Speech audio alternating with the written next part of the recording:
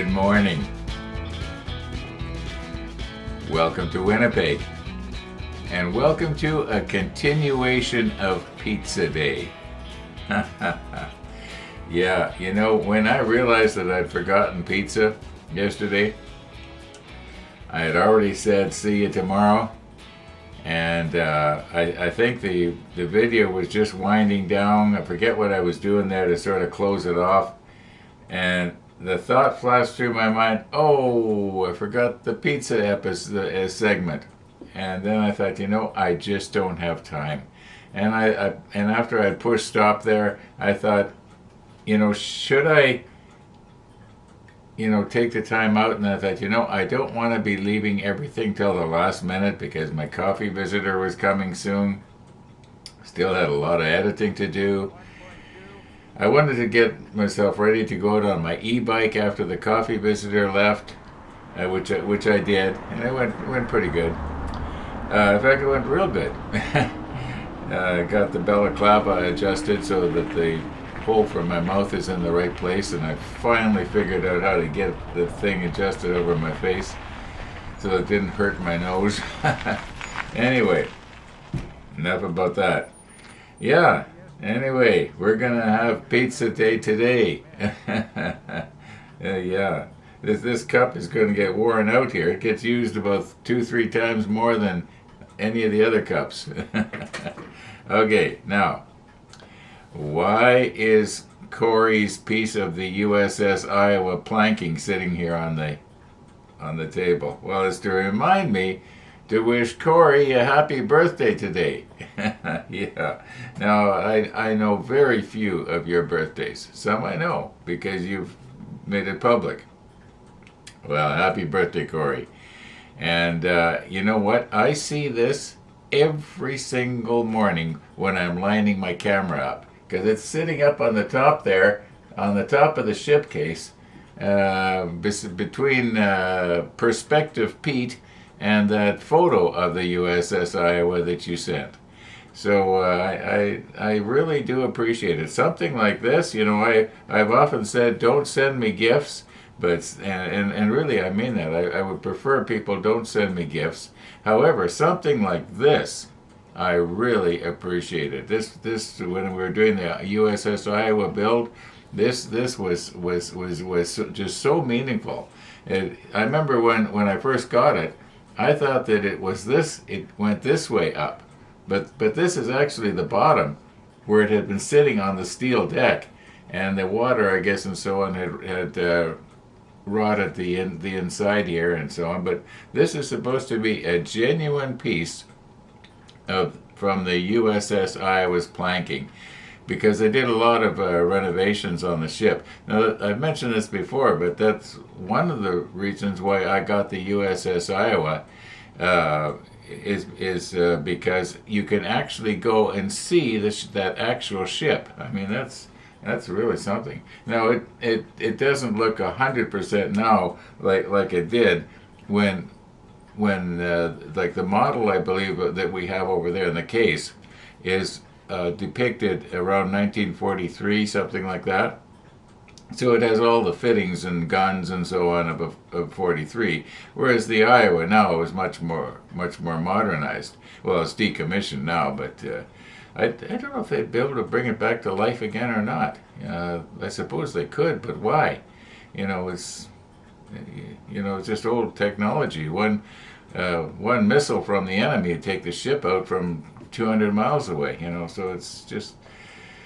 It's a different world. It's sad that us human beings have come up with such sophisticated and technologically advanced ways to kill ourselves. Craziness. What's wrong with us? We human beings, they're talking about being able to genetically engineer our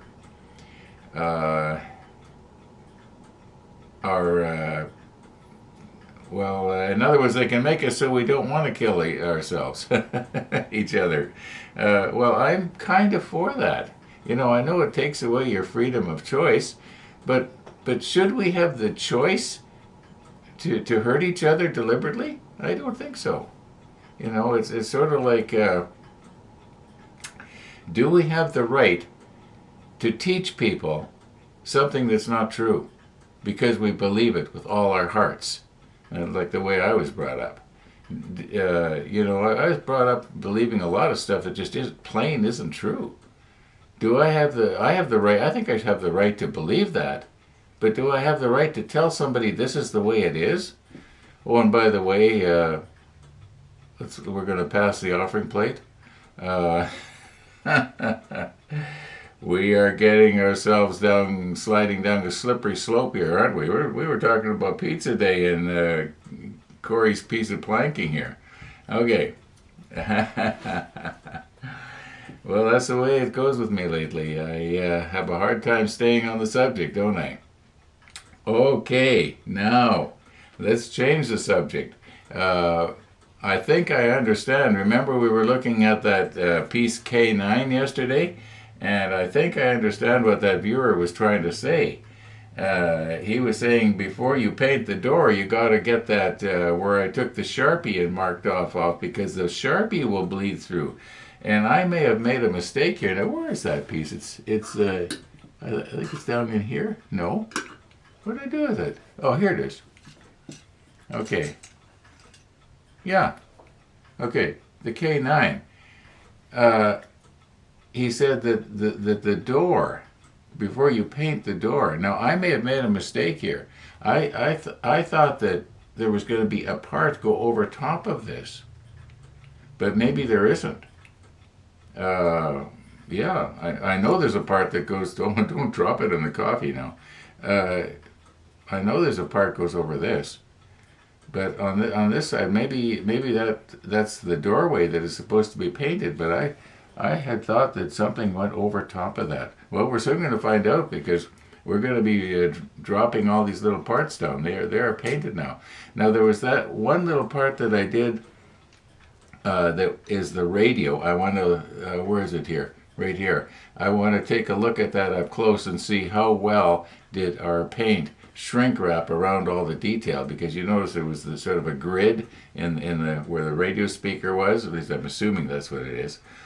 And I was kind of worried when I was looking at the footage and editing yesterday. When you're looking in real close with the macro lens, then you can see every little tiny place that you missed when you were painting and all the flaws. And I was seeing plenty. And I was not happy with the way things had gone there. But I thought, well, if I try to paint it over it again and put a second coat on, I'm going to just thicken the layer of paint. Now that's the problem with not spraying. Now if I had have sprayed that, I wouldn't have had that problem, as long as I was reasonably careful. So I don't know. I mean, I got the spray booth in the back room there. It's not completely set up yet. In fact, it's not set up at all. It's just the way I left it. I should maybe be making more of an effort to do a better job. I know that at arm's length we're not going to see it anyway, but maybe for my own feeling of self-pride or whatever you want to call it, maybe I should be making more of an effort here. It's almost like I'm just sort of slapping some of these pieces together so that I can get through it. And I don't want it to become that sort of a build. My abilities are still, to do a decent job, are still here. I haven't lost all my faculties or whatever you call it. I'm just getting maybe a little bit lazy. Okay. Happy birthday, Corey. Okay, I have good news for myself. For once I was right. Yeah, usually I'm wrong, and the viewer is right. And, okay, this is not a door. This piece gets glued over top of it like this. Okay, and this piece goes over this one, like this. Then on the other side of the K9 goes this piece. Okay, so that's, I was kind of wondering, Now, for goodness sakes, don't stop commenting because, somebody might think, well, gee, I'm going to be wrong, and then, all of YouTube is going to know. Please keep commenting. I am wrong 10 times to the viewers wrong. Okay, so that's I'm relieved about that. But I am noticing that when I was painting the gray, I did go over top of on the other side here. Now, it could be that this is going to plug into something and not be seen. I don't know, but I think what I will do is I will dig out my brown here and just sort of brush that, get rid of that just in case. Oh, one thing I do want to show you, though, I did have a problem yesterday. Just let me move this here. Where is that? Not that piece. Where is it? Oh, Ron, can't you be more organized here? It's not in that one. I had it in my hand just a little while ago. Oh, I got it. It's way over here. Okay, here we go. This piece here. Do you remember those things this thing here that I glued in? Well, when I was trying to break it loose, even after I put a little bit of extra thin on there to dissolve, I guess I wasn't being careful, and the plastic here was real thin, and it started to break away. That's why I took the cutters here and cut it off. Hopefully, it's going to be down enough that it's going to, not. Yeah, I think it's going to be able to allow this piece to go onto whatever it's supposed to go onto. Okay, enough about that. Now, I want to slip on the macro lens here and take a look at the painting I did here yesterday. From arm's length here, you might say, or the way I'm looking at it now, it looks pretty good. Okay, let's get our macro lens on and have a look. See, oh, you know what? I better put this back on top of the ship case, just in case something happens here and we accidentally get paint on it, because something like this is, it's one of a kind. There's no other piece exactly like this anywhere in the world. So, yeah.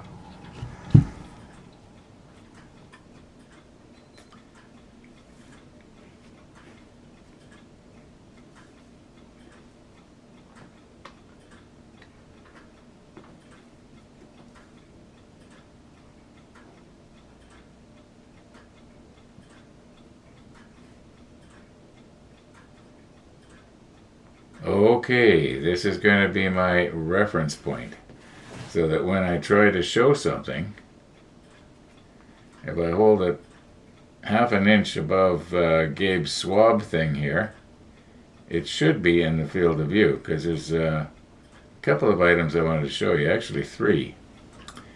Okay, I'll put this back, and we will get our macro lens back on. Hey, the macro lens is on. It's just that you're about 4 feet back. Okay, 100 centimeters. Okay, we got Gabe's swab here right in the center of the bottom of the frame, and we're going to want to increase our stop our lens down to increase the depth of field, because you can see how my finger goes in and out of focus here. I think also maybe I'll use the spotlight. It'll cast shadows in from the side. Okay, just bear with me here while I sort of recompose. Okay, I am stopped all the way down now to, it says f51, but the focal length has something to do with that. This lens actually, I think, normally only goes down to f22 if it's used in telephoto. Okay, but we should have pretty good depth of field going on here. Let's first take a look at the toilet paper.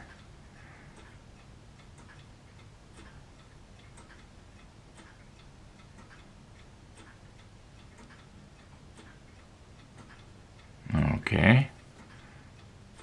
Now, the radio that I was talking about.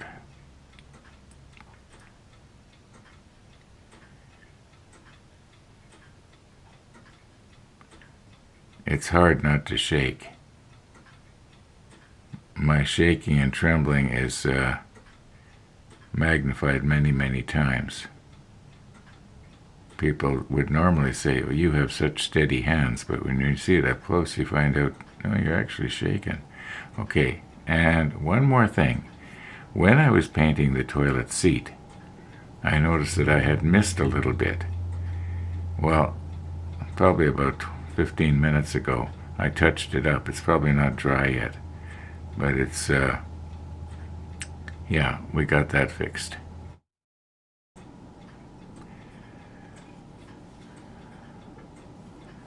Okay, now we should not have a problem when we break this one loose because I use CA glue in this. And this type of plastic doesn't glue onto stuff very good. Let's move in a little bit here. Okay.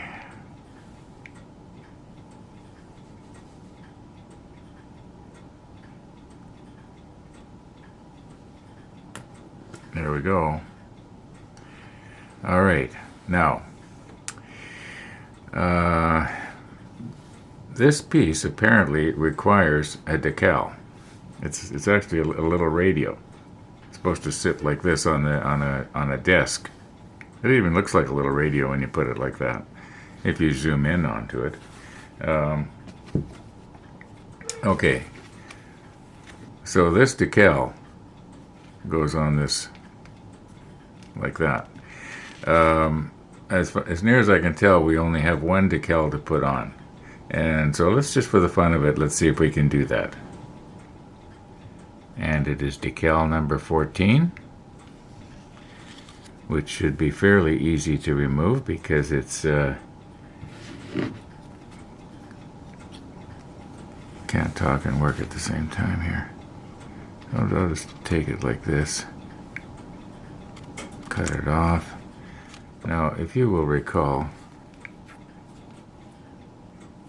we had concluded that it's a good idea to get rid of the numbers because what will happen is they will float around and get themselves mixed up where you don't want them. Okay. So we know that's 14. We don't need the number anymore.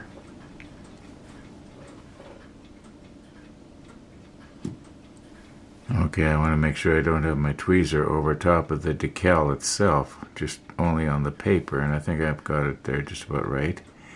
And we're just doing a bit of a dry run here. I don't want to find out later that my angles are all wrong, so I might be better off turning my helping hands here like this.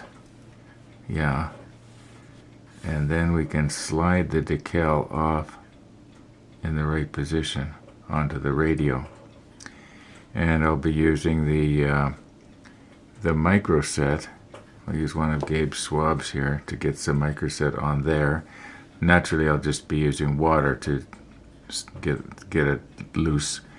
And then later, if it looks like maybe we'll use the Solvaset to redissolve the plastic of the decal so that it conforms to the little micro contours of our radio.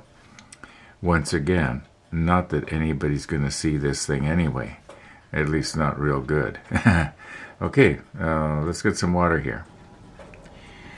Okay, I've just dipped our decal in water here. You see the back is wet, or maybe you can't. Okay, now here's the plan. Gonna get some microset here. Just gonna put it on here. Now we don't want to dissolve the paint. Let's get the lid back on in case I knock that over. I think this should come loose now.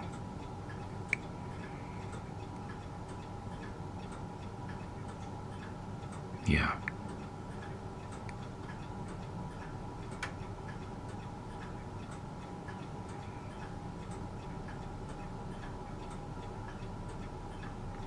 Come on, go up there. Maybe I need something to, maybe the hobby knife. Where is it? try and get the knobs of the radio over top of. Oh, maybe this is too sharp. Let's try the swab again.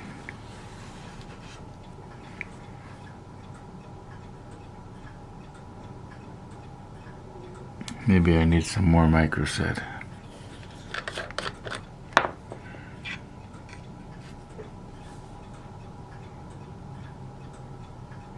Get it to float off there. I think you can see what I'm trying to do. I just can't get it to move. All right, let's take the knife again. Just try not to.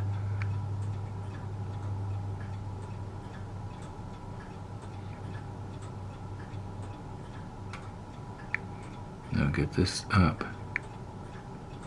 I'm trying to get those two little knobs just right in the right spot. See this knob and this knob here. That's the ones I'm talking about. Oh, I think I'm too far up now.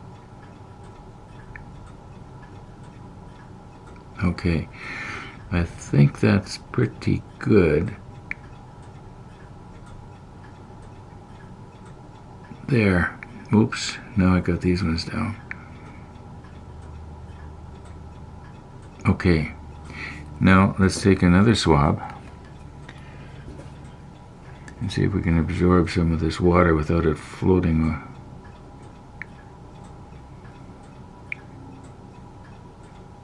Oh, Ron. Okay, it still looks fairly good. Maybe I'll just let that evaporate. I'm going to push stop here for a minute. Okay, I'm guessing about 10 to 15 minutes has passed here. And I think the decal is basically dry. I did use the heat gun at up to 160 degrees Fahrenheit. Now we're going to take our Solvaset. I know sometimes when I'm talking about these different products, I get the names mixed up. And Microset and Solvaset are, not the same thing. So we're taking the Solvaset. Now this is 40 years old, but it seems to still be fairly potent.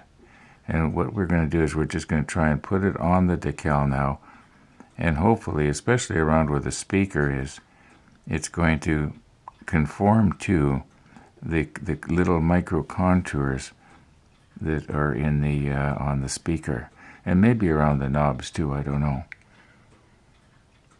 Does it look like I've got enough there? Or am I, by putting more on, being a moron? Now this stuff will evaporate after it has basically dissolved the plastic of the decal, or cellophane, or whatever it's made of. Okay, we'll just leave that. Maybe we'll do the time-lapse thing. Yeah, let's just carefully get our lid back on the Solvaset and try not to bump anything here.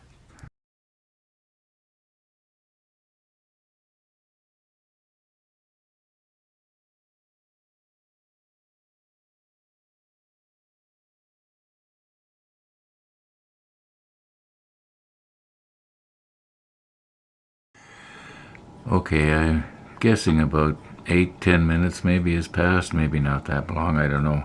When you're sitting here just waiting for, you might say, water to dry, yeah, time has a way of sometimes dragging or fooling you. What I'm going to do now is I'm going to take my heat gun and I'm going to put it at 140 degrees and just, make sure that everything's dry here. And then I think we're going to be about as good as or as bad as I'm seeing in the monitor that I'm what appears to be air bubbles underneath there. Anyway, here we go with the heat gun at 140 degrees Fahrenheit.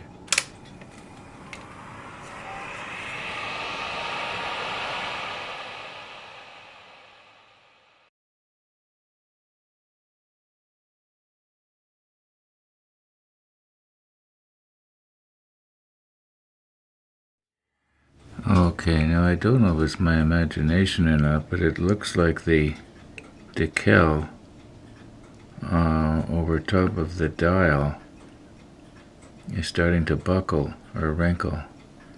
Maybe the heat gun was not a good idea. But you know what? Let's put it on the rotator and try and get some shadows to cast here, and we might be able to see a little better what's going on here. I do a lot of experimenting that maybe I shouldn't be, and the heat gun is one of these things maybe I should not be using as much as I do. Here's another thing maybe I shouldn't be doing as much as I do, trying to fix something. Yeah, I think that the heat gun was a bad idea here. Okay, let's I can't smooth this out. That's about as it's going to be like that for until the sub sinks. I don't think there's. Yeah, I would think that decal has. Let's put it on the rotator. Okay, I'm watching in the monitor right now. I don't know if this is actually better or worse. I was hoping that we'd be able to see the, you might say the texture of the radio, or that the decal has formed over. Yeah. Okay, you know what? I think we have wasted enough time here. In fact, what time is it? It's 13 minutes after 11 already. And I haven't got any little parts glued in place. Let's see if we can quickly do that. I do want to go out on my e-bike today before my coffee visitor comes over. Monday, Wednesday, Friday, I get a coffee visitor, usually. So, yeah. Okay, we've beat this to death. We have more than beat it to death. We have brought it back to life and then beat it to death again, didn't we? Okay.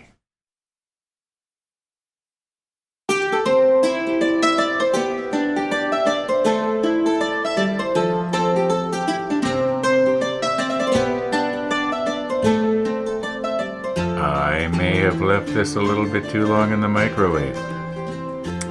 And it looks like it's gotten kind of dried out on me. All right. Now, for those of you who like to see Missy the dog and the walkers, I'm going to stick them at the end of today's episode, which I am going to cut off right after I eat this pizza. So, okay, once again, this thing is only about big enough for 4 bites, I guess.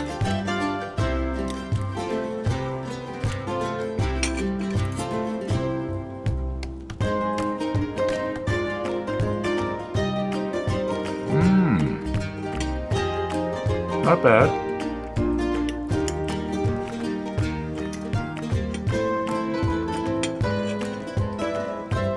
Yep, not bad. A little dried out.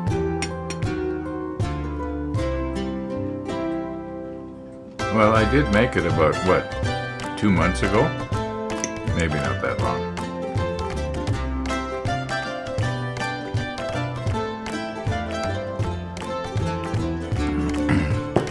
Well, thanks for watching, everybody. And all being well, we're going to see you tomorrow.